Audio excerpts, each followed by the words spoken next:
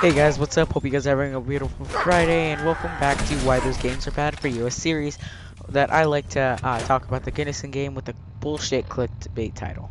Now, today we are talking about the most popular game that I know of. Not really, Call of Duty was the one we did, but it's actually Fallout. Fallout was a game made back in 1997 by a company that I really don't remember much of. Um, so I'm gonna be going to where Bethesda took over. Bethesda took over, I believe, in 2001.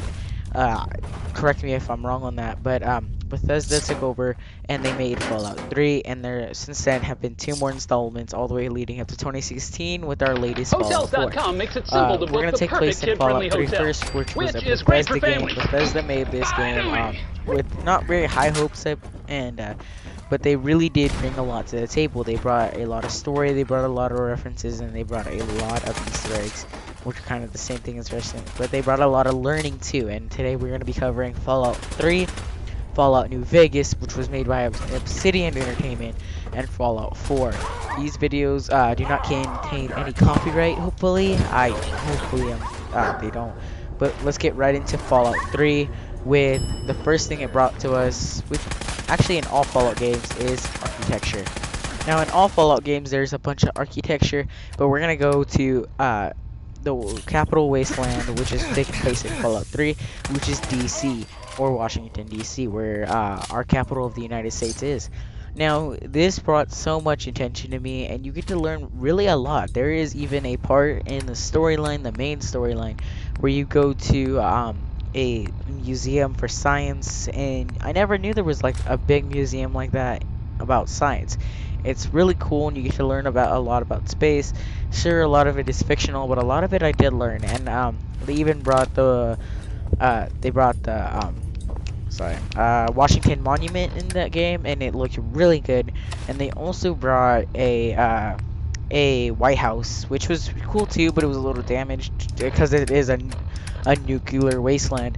But they really did bring a lot of architecture. So I believe that anybody that really likes architecture, go back and check out a few of their games. They really have a lot of beautiful sites that you would expect in a Nuketown kind of thing, and then maybe you guys can get inspired to make something like it, and make something that isn't like an original. No, it's an original idea turned new. So say you could just make a regular White House. You can make a exact new the exact version of it is today in 2016, or you can make a brand new version like Bethesda did, and they took it so well, and it looked beautiful. Now, architecture and Fallout New Vegas, which was the second installment of the new type of first-person shooter, but also third-person shooter of Fallout. Fallout New Vegas was not made by Bethesda. It was made by Obsidian, and Obsidian took it out of the park. They didn't really do much because it was the Mojave Desert. It was a lot of dry land and it was a lot of traveling, but it was a really fun game. But one of the best architectures you could do is the Square, which was the New Vegas Strip.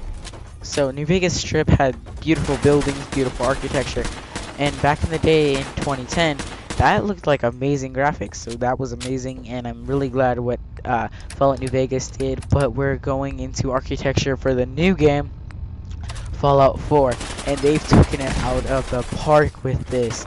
They have the Boston Memorial. They have so much architecture, museums, stuff like that. And it's so cool. You just get to walk down the streets of Boston, and it's so hyper realistic. And I just thought it was beautiful. And if you really do want to get into architecture and that's your dream job, then go check out some of the Fallout games. They were amazing, and you can really find some beautiful things in there. So going on to the next topic, which is, drumroll please, currency. Currency, yes, currency. Currency is basically how the world not goes round, but it's how the world works.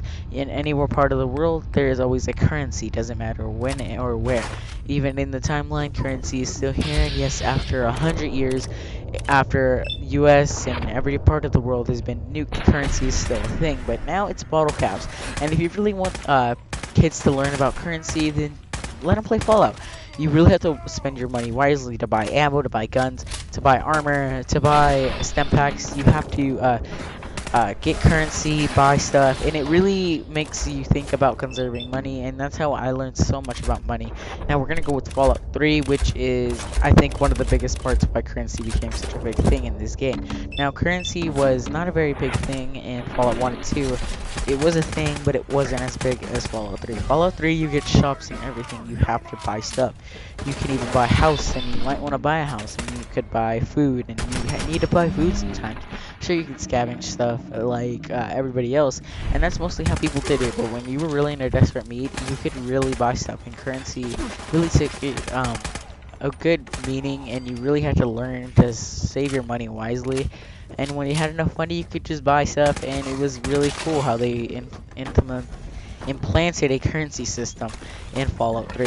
Now, moving on to Fallout New Vegas, it was the same currency system, just not as many shops. So, currency wasn't so big in that, but when you got the New Vegas Square, currency was quite big, and you could buy guns still, and that was one of the biggest parts, was buying new guns, buying new armor, buying, not companions, but you could buy stuff. That would really help you during your journey. So, yeah, I think currency was the biggest, not very big in Fallout New Vegas, but Fallout 4, I've learned that currency is probably one of the biggest things I use. Currency, when I play Fallout 4, is probably one of the biggest things, and you can really, it really has a new way, because now you can earn currency in new ways, because you have a river next to one of your settlements, which is the new, system they've added, where you get to control your own city, which, is really cool. But what I want to say here is that there's a river next to it, and you can get water generators. You can get those water generators to get fresh water.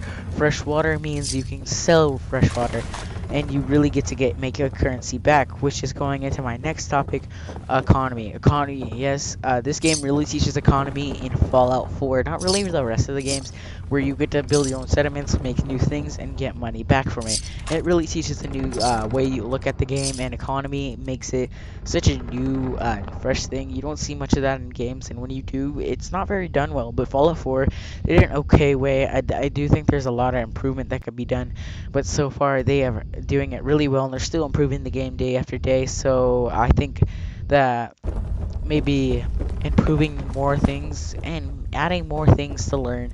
Just like I said, you could do a water generator, you can make money, and it really teaches people how to control a business, and how to get a currency, and how to say have a settle life. But it's not really settled when you're in the nuclear wasteland. All in all, I think this is one of the best learning games you guys can do. This is one of these games that will take you and throw you into a new world where you are learning bit by bit, and you'll learn new things every day.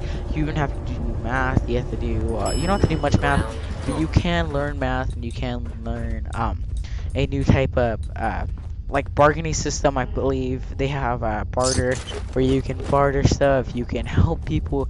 Really, all in all, this game is a really good game for learning, and I hope people, now that you know this, hop into this game and maybe give it a try and see what I'm talking about here. And if you don't, hey, you can come and leave a comment about it.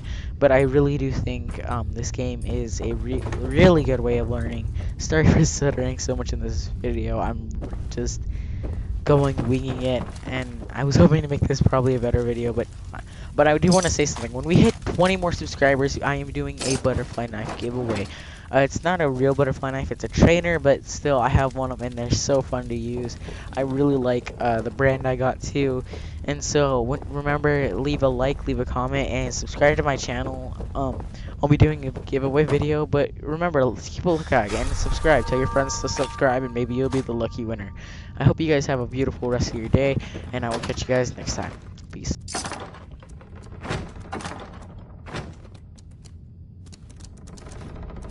Wait there.